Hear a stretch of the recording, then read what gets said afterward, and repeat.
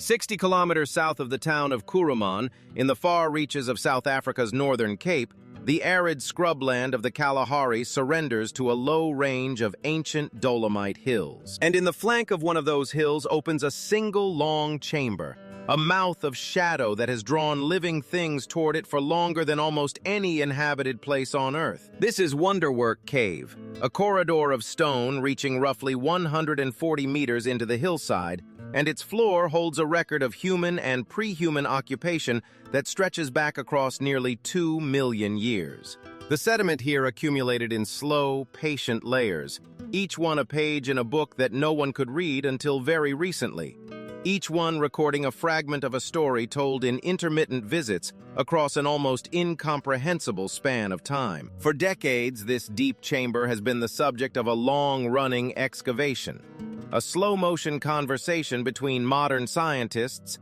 and the deepest reaches of the human past. The project is co-directed by Dr. Leora Kolska-Horwitz of the Hebrew University of Jerusalem and Professor Michael Shazan of the University of Toronto, whose careers have been bound to this single cave and the questions it refuses to answer quickly. Their earlier work had already uncovered something extraordinary in an upper layer of the cave, a stratum they labeled number 10, where burnt bone, heat-altered stone tools, and ash-bearing sediment pointed to human fire use around 1 million years ago.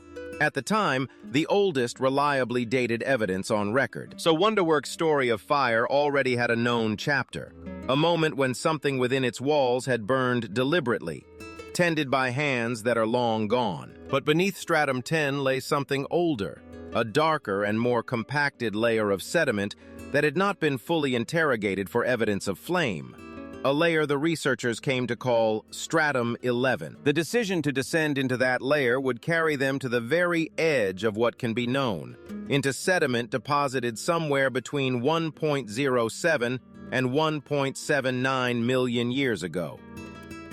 To grasp that number, consider that the birth of Christ lies about as far behind us as we can easily imagine, and that Stratum 11 is older than that by a factor of nearly 900, a depth of time that flattens all our usual sense of history into a single thin line. The older layer had been found, and it held bones.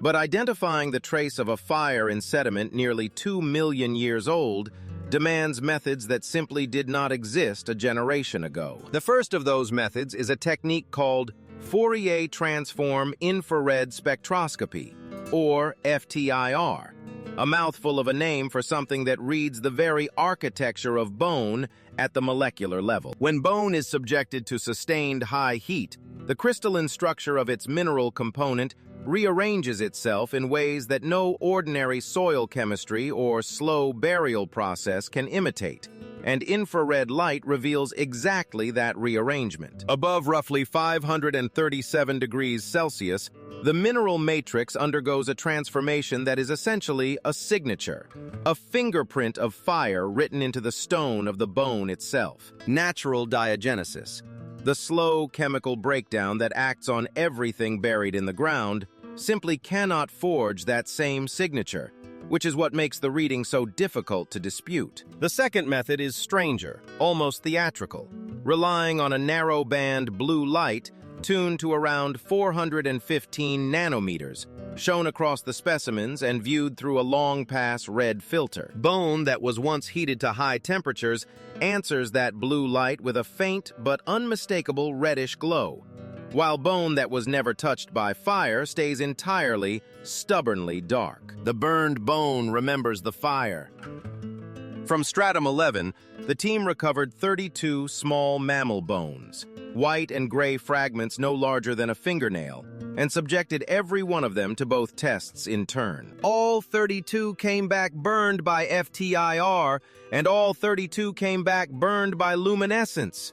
A complete concordance between two independent methods that leaves virtually no room for coincidence. And the luminescence approach carried a further gift, because it is portable and non-destructive, meaning a researcher can flag burned bone in the field without ever grinding a specimen into powder. It is the kind of quiet methodological breakthrough that transforms how sites are screened, And if you find these buried detective stories as compelling as we do, a like genuinely helps this work reach further. Now, the reason all this rigor matters is that deep-time fire research is haunted by a persistent problem, one that has quietly undermined claim after claim across the decades. Most evidence for controlled fire during the Lower Paleolithic carries limited scholarly support because there is almost always another explanation available: a natural brush fire, a geothermal vent, a lightning strike igniting isolated fragments by pure chance. An isolated burned bone lying near the surface proves almost nothing,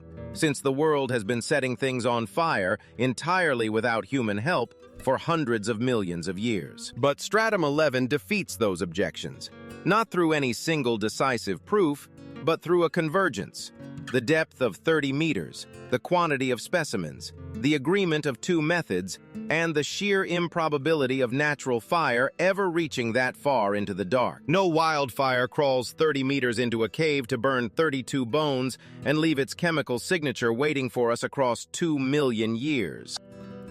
The methods then confirm the burning beyond reasonable doubt.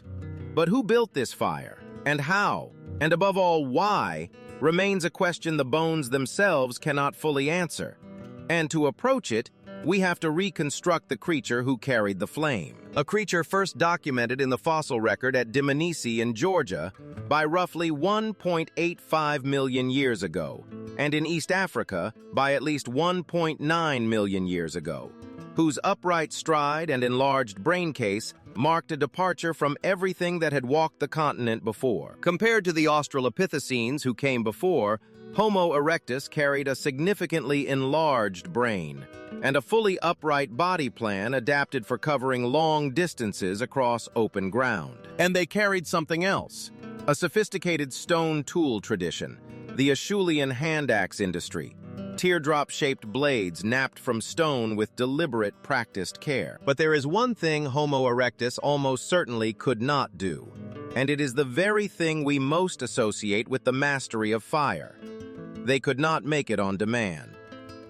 The deliberate ignition of a flame through friction or percussion came much later in the archaeological record, which means these hominins were not fire makers at all. They were fire keepers. This distinction points towards something the record had never clearly confirmed at such depth, a practice we might call fire custody. Embers seized from a lightning-struck grassland and carried, cupped and breathing, back to the cave before the last heat died out of them. Once inside, the flame had to be maintained by deliberate feeding, fed and coaxed and never allowed to die, because if it died, there was no way to bring it back. This is a cognitive and behavioral achievement of a distinct kind, requiring planning, patience, and a collective willingness to maintain something fragile across time. And among the materials researchers identified at the site was one of the strangest and most human details in the whole record: owl pellets, used as fuel. These compressed masses of fur and bone, regurgitated by owls roosting in the cave, were being selected and deployed as combustible material by the hominins tending the flame. That is not the behavior of a group passively guarding an ember in an empty chamber. It is the behavior of creatures actively choosing what to burn and how to keep the fire alive. And yet we have to be honest about the limits of what these bones can tell us, because certainty here dissolves quickly into a fog of deep time. We cannot be sure it was Homo erectus, and not some other contemporary hominin lineage sharing the same African landscape, whose hands reached toward the fire. Nor can we know whether these fires belong to a single enduring group or represent dozens of separate occupations scattered across the roughly 200,000-year window that Stratum 11 records. The evidence confirms repeated fire presence. It does not confirm a continuous dynasty of firelight.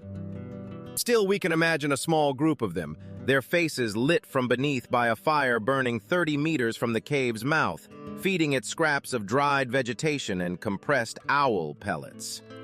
And beyond the reach of that fragile glow lay the complete darkness of the African Paleolithic night, a darkness so total that the flame was not merely warmth or comfort, it was the entire perceptual world. Everything they could see, everything that existed, ended at the edge of the light. But this raises a question the fire itself seems to demand of us. Why bring it into the cave at all, 30 meters deep into the dark, and keep it burning through the long night? For decades, the answer has seemed almost self-evident, wrapped inside a story so elegant that it has dominated nearly every popular account of where we came from. Richard Wrangham's cooking hypothesis, first advanced in the 1990s and formalized in his 2009 book, Catching Fire, proposed that controlled heat broke down collagen in meat and gelatinized starches in tubers, returning roughly double the usable calories from the same mass of food. A caloric dividend that the hypothesis argues directly subsidized the metabolic cost of a larger brain. The attractiveness of that chain lies in its tidiness. A single behavioral innovation, fire, cascading forward through gut reduction, cranial expansion, and the gradual emergence of the genus Homo as we recognize it. A story so coherent, it became the default framework taught in virtually every introductory anthropology course for 30 years. But the bones at Wonderwerk complicate that story.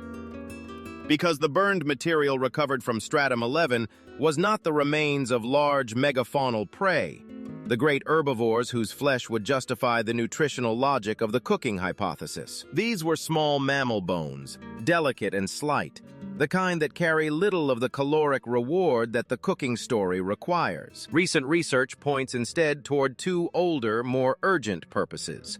Meat preservation, keeping a hard-won kill from rotting in the African heat, and the deterrence of predators. For a hypercarnivore specializing in large prey, fire at the cave's mouth was a wall of light and heat that kept lions and hyenas from the sleeping and the vulnerable after dark. It extended the safe hours of a shelter that would otherwise have belonged, every single night, to whatever hunted in the darkness. And there is something else buried in that fire, 30 meters deep.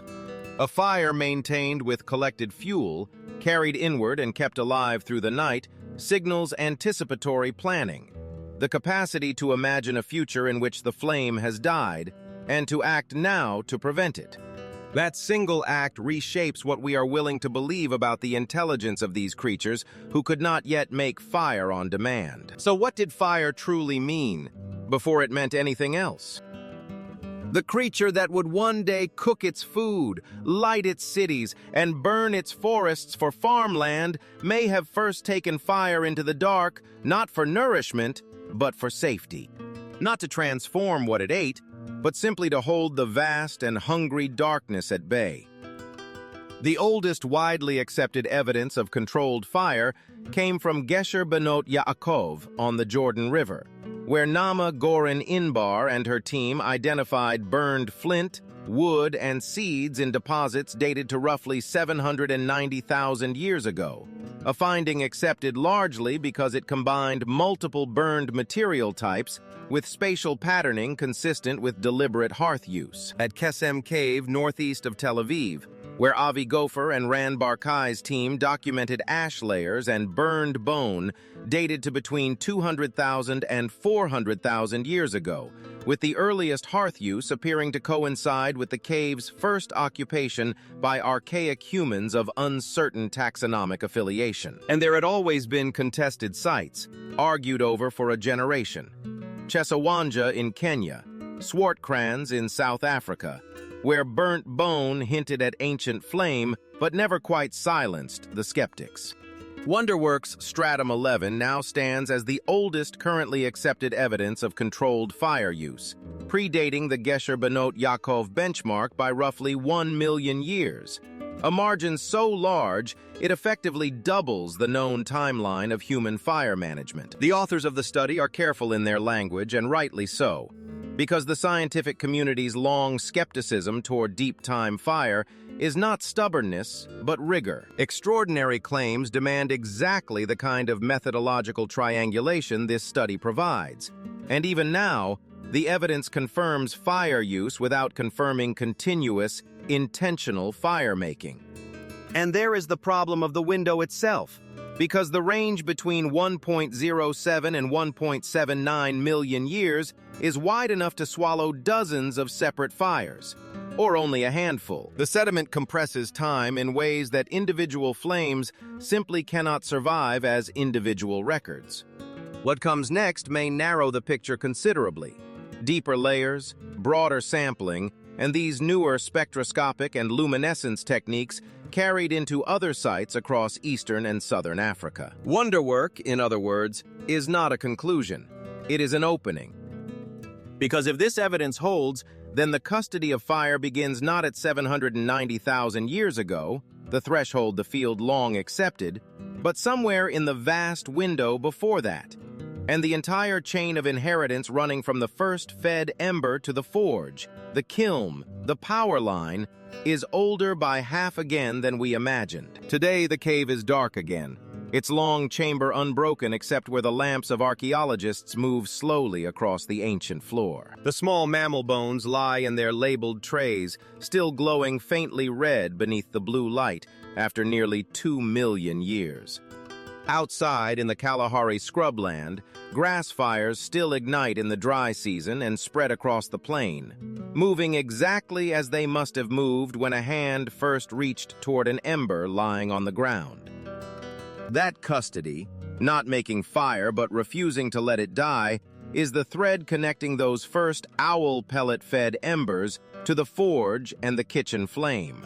A line of transmission older now than any previous generation of scientists believed possible. It was passed forward not through blood, but through imitation, through the patient teaching of children, through the long collective memory of a species that learned, before it learned almost anything else, that the dark was less frightening with fire in it. Somewhere in the darkness of that cave nearly 2 million years ago, someone made the choice not to let the fire go out, and every generation since has been, in some sense, still keeping that same flame. The blue light goes out, the bones fall dark, and the cave is silent again.